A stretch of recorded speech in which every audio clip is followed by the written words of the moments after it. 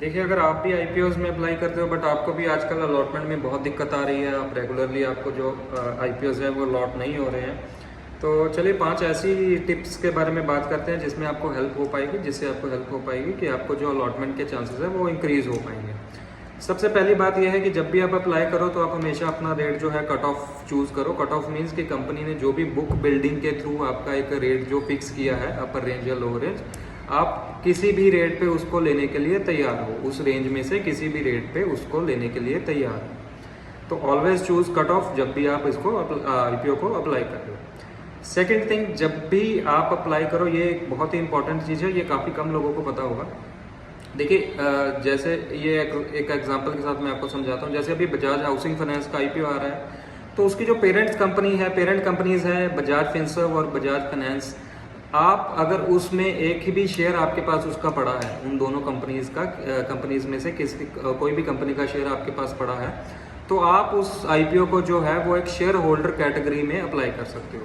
सो अगर आपके पास आईपीओ आने वाले आईपीओ में भी आप जो उसकी कोई पेरेंट कंपनी है, आईपीओ कंपनी की जो पेरेंट कंपनी है, उसका एक भी शेयर अपने पास लेके रख लेते हो या आपके पास ऑलरेडी होल्डिंग पड़ी है, तो आप उसको हमेशा शेयर होल्डर कैटेगरी में ही अप्लाई करें। उसमें आपको अलॉटमेंट के चांसेस बहुत ज़्यादा इंक्रीज हो जाते हैं। थर्ड थिंग, अगर आप अप्लाई कर रहे हो तो आप ट्राई करो कि आप फर्स्ट डे पे ही उसको अप्लाई करो। जैसे इशू ओपन होता है अप्लाई के लिए, तो आप उस पर वेरी फर्स्ट डे ही अप्लाई कर दो। ड्यू टू उसका रीज़न ये है कि आपको लास्ट डे का जो हैवी रश होता है उसमें आपको कोई दिक्कत ना आए या आपका आईपीओ अप्लाई होने से रह ना जाए। तो always apply on the very first day, ताकि आपको लास्ट रश का जो है, लास्ट और का रश है, उसमें आपको डिफ़िकल्टी फेस ना करनी पड़े। फोर्थ चीज़, जब भी आप अप्लाई करो हमेशा आप ये देखो कि आपका एक अकाउंट में से एक ही लॉट अप्लाई हो। देखिए, अगर आपने 5-6 लॉट अप्लाई करने हैं तो आप ये बेटर रहता है कि आप अपने फैमिली में कोई अकाउंट है या आपका कोई फ्रेंड का अकाउंट है, फ्रेंड्स का कोई अकाउंट है, तो rather than applying for number of lots from a single pan, आप अलग अलग पैन से एक एक लॉट अप्लाई कीजिए। उससे क्या होता है कि आपको इंडिविजुअल पैन के साथ आपका अलॉटमेंट का जो प्रोसेस, अलॉटमेंट का जो चांसेस है वो बहुत ही इंक्रीज हो जाते हैं। अगर आप अपने अकाउंट से 10 लॉट भी अप्लाई करोगे तो आपको मुश्किल से 1 लॉट भी मिलेगा, उसका भी कोई गारंटी नहीं होगा। बट अगर आप अपने अलग अलग अकाउंट से, अलग अलग पैन से 6 लॉट 10 लॉट अप्लाई करोगे तो चांसेस है कि आपको 1 या 2 लॉट मिल सकते हैं वहाँ से।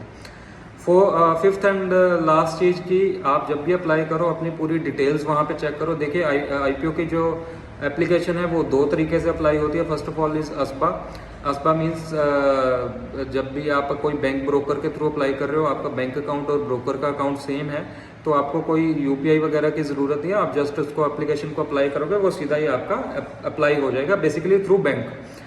सेकेंड थिंग इज कि यूपीआई, ये थोड़ा इंपॉर्टेंट है। जब भी आप अप्लाई करो यूपीआई के थ्रू, जैसे मैं ज़रोदा के थ्रू अगर कोई एप्लीकेशन अप्लाई कर रहा हूँ तो वो यूपीआई के थ्रू मैंडेटरी होगी। तो आप ये एक बार अपना पूरा ध्यान रखिए कि जब आपने वो बिट डाल दी तो आप उसके बाद चेक करते रहिए। जब भी आपको उसकी रिक्वेस्ट रिसीव हो आपकी यूपीआई आईडी में, तो वो पेमेंट करना मैंडेटरी होता है। रादर चाहे वो पेमेंट का मैसेज आपको 1 घंटे बाद आए चाहे 4 घंटे बाद आए, आप ये मेक श्योर कीजिए कि आप उसको टाइम पे अप्रूव कर रहे हो, ताकि आपकी एप्लीकेशन जो है वो लग गई है। तो ये जो 5 टिप्स है इनको आप थोड़ा कंसिडर कीजिए। इसको थोड़ा जब भी आप नेक्स्ट टाइम अप्लाई करेंगे तो इनको आप ध्यान में रखिएगा, ताकि आपके जो अलॉटमेंट के चांसेस हैं वो इंक्रीज हो सके। Thank you so much.